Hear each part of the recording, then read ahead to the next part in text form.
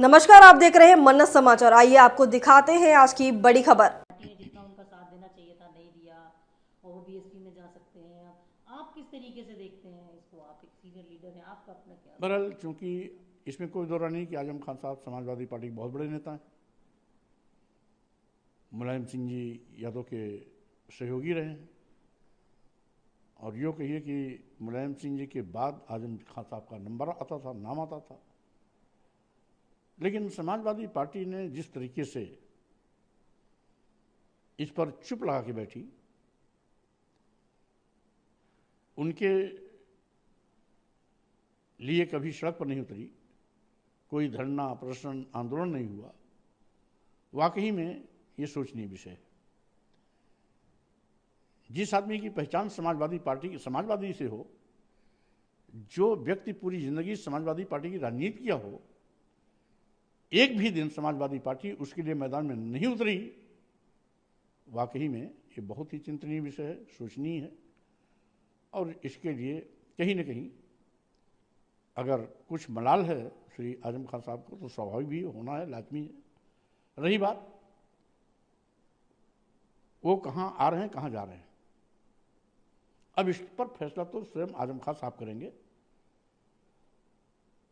अफवाहें बहुत हैं, लेकिन अफवाहों का कोई जड़ नहीं होता। अफवाहें अफवाहें होती हैं, इसलिए हम भी इसको अफवाह ही मानते हैं, क्योंकि वो सीनियर नेता हैं, वरिष्ठ नेता हैं, सूझबूझ के नेता हैं। क्या करेंगे क्या नहीं करेंगे, आज जेल से आ रहे हैं, आज तो कोई फैसला करना नहीं उनको। अब इसके लिए सोचेंगे, समझेंगे, आपने कार्यकर्ताओं से बात करेंगे, इस मित्रों से बात करेंगे, फिर आगे क्या होना है क्या नहीं होना वो खुद तय करेंगे। उसमें क्यासबाजी लगाना ठीक नहीं। मौर्य सर, कल उत्तर प्रदेश सरकार ने एक आदेश जारी किया है जिसमें जातिगत नाम को चिन्हित किए जाने या वाहनों पे जाति सूचक शब्द लिखे जाने, जो कोर्ट के आदेश हुआ है वो जारी किया है। आप उसको किस तरीके से देखते हैं? पहली बात तो न्यायालय के आदेश के अनुपालन में कोई भी काम किया गया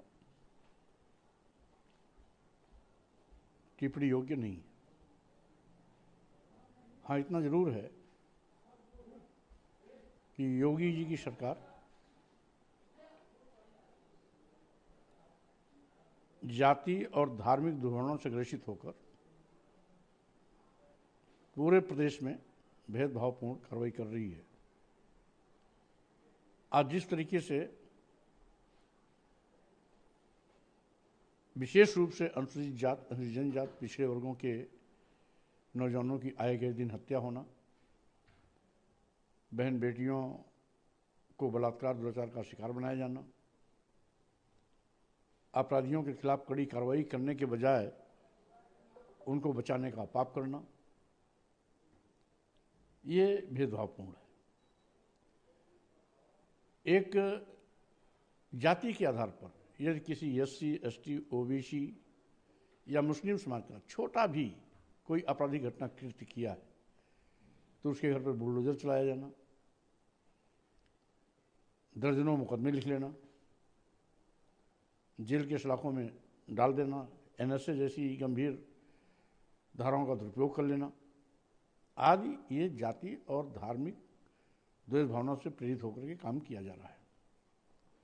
वहीं पर जब दूसरे धर्म का कोई त्यौहार आता है तो उससे बंदिशें लगाई जाती हैं। जब योगी जी एक धर्म विशेष के लिए स्पेशल छूट देते हैं, एक दूसरे धर्म विशेष के लिए बंदिशें लगाते हैं, यह जो जाति और धर्म के नाम पर भेदभाव, ये संविधान विरोधी है। क्योंकि भारतीय संविधान अनुच्छेद 15 और अनुच्छेद 51 में स्पष्ट इस बात का उल्लेख किया है कि धर्म, वर्ण, जाति, लिंग, जन्मस्थान या क्षेत्र के आधार पर किसी के साथ कोई भेदभाव नहीं होता है। फिर भी भारतीय जनता पार्टी की सरकार 24 घंटे हिंदू, मुस्लिम, मस्जिद, मंदिर का चर्चा कर लगातार हिंदू मुसलमानों में भेदभाव और दूरी बनाने की लगातार कोशिश करती रहती है, सांप्रदायिक सौहार्द तोड़ने की कोशिश करती रहती है, जो संविधान विरोधी है। अभी अभी जैसे जानकारी मिली, नवरात्र का महीना है, स्वाभाविक रूप से नवरात्र में लोग व्रत रहते हैं, पूजा पाठ करते हैं, लेकिन प्रदेश की सभी मीट की दुकानों को बंद करने का औचित्य क्या है? ठीक है, जो व्रत है, जो नवरात्र मना रहा है, वो नहीं यूज करेगा, नहीं खाएगा, लेकिन जो परंपरागत रूप से जिनकी पसंद वो है उन पर बैंड क्यों? भाई कोई जबरदस्ती अगर दुकान पर नहीं जाएगा, दुकान पर खाने नहीं जाएगा, जबरदस्ती उसके मुंह में चला जाएगा क्या? तो इस प्रकार की घिनौनी हरकतें,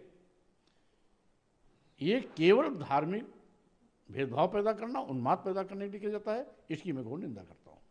सर, एक और इशू है, आज बड़े लंबे समय के बाद जेल से रिहा हुए समाजवादी पार्टी खासकर अखिलेश यादव का कहना है कि बीजेपी के इशारे पर वो राजनीतिक साजिश का शिकार हुए, जिसकी वजह से उनको इतना लंबा जेल में रहना पड़ा। आप कैसे देखते हैं? आप एक सीनियर लीडर हैं। इसमें कोई दो राय नहीं कि आजम खान जी उत्तर प्रदेश के जाने माने राजनीतिक चेहरे हैं, बड़े नेता हैं, कई बार विधानसभा में, लोकसभा में, राज्यसभा में, हर जगह उनकी उपस्थिति रही है, कई बार मंत्री रहे, नेता विरोधी दल रहे हैं। लेकिन आजम खान जी के साथ जिस तरीके से भारतीय जनता पार्टी ने राजनीतिक दुर्भावना से प्रेरित होकर के घटिया इल्जाम लगाकर बकरी चोरी, मुर्गी चोरी, आज जैसे नीचता की हद तक आकर के उनके खिलाफ सरकार ने दुर्व्यवहार किया, जिसके चलते लंबे अरसे तक उनको, उनकी पत्नी को, उनके बेटे को जेल की सलाखों में रहना पड़ा। एक मुद्दत बाद आज आजम खान साहब जेल से बाहर आ रहे हैं, तो स्वाभाविक रूप से उनका स्वागत है, और सही मायने में इनको तो जेल जाना ही नहीं चाहिए था, लेकिन भारतीय जनता पार्टी की दुर्ग्राहपूर्ण नियत और कार्रवाई से उनको जेल जाने की नौबत आई। उनके साथ अन्याय हुआ, अन्याय ही नहीं बल्कि घोर अन्याय हुआ। फिर भी माननीय न्यायालय ने उनकी जमानत दी, छूट के आए, स्वागत। हम ये कह सकते हैं कि इस तरीके की राजनीति अपने आप में कितना ज़्यादा गलत है, क्योंकि ये तो एक ट्रेडिशन शुरू हो जाएगा, एक करेगा दूसरी सरकार करेगी उसके साथ, फिर उसके साथ। नहीं, स्वाभाविक रूप से राजनीति यूँ कहिए कि लोकतंत्र में गाली गलौज, हिंसा, भेदभाव या राजनीतिक ईर्ष्या से प्रेरित होकर के किसी भी प्रकार की कार्रवाई नहीं करनी चाहिए। राजनीति वैचारिक होती है, सबका विचार अलग होता है, पार्टी का विचार अलग हो सकता है, विचारधारा अलग हो सकती है, विचारधारा की टकराहट हो सकती है, लेकिन व्यक्तिगत राजनीति में न कोई दोस्त होता है, न मित्र होता है, न दुश्मन होता है। ये विचारधारा की मतभेद, इसको दुश्मनी में नहीं बदलना चाहिए। भारतीय जनता पार्टी ने इसको व्यक्तिगत दुश्मनी के रूप में अपनी कसर निकाली है, जो राजनीति में या लोकतंत्र में इस प्रकार की गंदी हरकतें अत्यंत निंदनीय है। जितनी भी निंदा की जाए उतना कम है, क्योंकि अगर ये परंपरा चली तो स्वाभाविक रूप से राजनीति में लोग आना नहीं चाहेंगे। अगर इसी प्रकार से बदले की भावना से किसी के साथ घटिया मानसिकता से परिपूर्ण होकर कार्रवाई होगी तो राजनीति भी गंदी हो जाएगी, और राजनीति करने वाले लोग भी समाज में मुंह दिखाने लायक नहीं रहेंगे। एक और इशू है, पार्टी ने जितना उनका साथ देना चाहिए था नहीं दिया, और वो बीएसपी में जा सकते हैं। आप किस तरीके से देखते हैं इसको? आप एक सीनियर लीडर हैं, आपका अपना क्या? बहरहाल, चूंकि इसमें कोई दौरा नहीं कि आजम खान साहब समाजवादी पार्टी के बहुत बड़े नेता हैं, मुलायम सिंह जी यादव के सहयोगी रहे हैं, और यूँ कहिए कि मुलायम सिंह जी के बाद आजम खान साहब का नंबर आता था, नाम आता था। लेकिन समाजवादी पार्टी ने जिस तरीके से इस पर चुप लगा के बैठी, उनके लिए कभी सड़क पर नहीं उतरी, कोई धरना प्रदर्शन आंदोलन नहीं हुआ, वाकई में ये सोचनीय विषय है। जिस आदमी की पहचान समाजवादी पार्टी की समाजवादी से हो, जो व्यक्ति पूरी जिंदगी समाजवादी पार्टी की राजनीति किया हो, एक भी दिन समाजवादी पार्टी उसके लिए मैदान में नहीं उतरी, वाकई में ये बहुत ही चिंतनीय विषय है, सोचनीय है। और इसके लिए कहीं न कहीं अगर कुछ मलाल है श्री आजम खान साहब को, तो स्वाभाविक भी होना है, लाजमी है। रही बात वो कहाँ आ रहे हैं, कहाँ जा रहे हैं, अब इस पर फैसला तो स्वयं आजम खान साहब करेंगे। अफवाहें बहुत हैं, लेकिन अफवाहों का कोई जड़ नहीं होता। अफवाहें होती हैं, इसलिए हम भी इसको अफवाह ही मानते हैं, क्योंकि वो सीनियर नेता हैं, वरिष्ठ नेता हैं, सूझबूझ के नेता हैं। क्या करेंगे क्या नहीं करेंगे, आज जेल से आ रहे हैं, आज तो कोई फैसला करना नहीं उनको। अब इसके लिए सोचेंगे, समझेंगे, आपने कार्यकर्ताओं से बात करेंगे, इस मित्रों से बात करेंगे, फिर आगे क्या होना है क्या नहीं होना वो खुद तय करेंगे। उसमें क्यासबाजी लगाना ठीक नहीं। खबरों में अब तक के लिए बस इतना ही, फिर होगी आपसे मुलाकात। तब तक के लिए नमस्कार और देखते रहिए मन समाचार। ऐसे ही लेटेस्ट अपडेट पाने के लिए हमारे चैनल को सब्सक्राइब करें और तुरंत नोटिफिकेशन पाने के लिए बेल आइकन प्रेस करना ना भूलें। यदि आप हमें फेसबुक या इंस्टाग्राम के माध्यम से देख रहे हैं तो हमारे पेज को फॉलो जरूर करें। धन्यवाद।